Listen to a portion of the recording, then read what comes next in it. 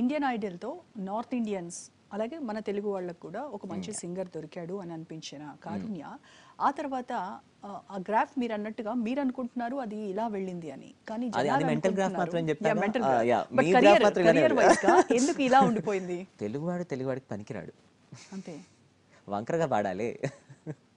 So నేను తెలుగులో పాడుతున్నాను కదా. బాంబేకి వెళ్ళి నేను చూసా వచ్చా అడిగా షుష్ అంటే శంకర అంటే పాడించేసేవాళ్ళు.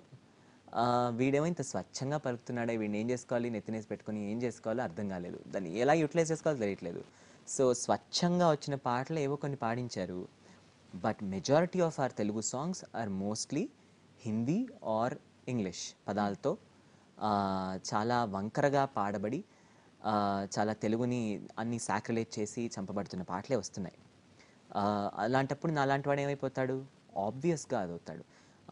అండ్ నా చేత కూడా అలా పాడించడానికి ట్రై చేసిన మ్యూజిక్ డైరెక్టర్లు కూడా ఉన్నారు, ఇటీవల కాలంలో కూడా ఉన్నారు. చాలా పెద్ద సినిమాలకి నువ్వు చెప్పానుగా, అందుకేగా నేను పాడట్లేదు.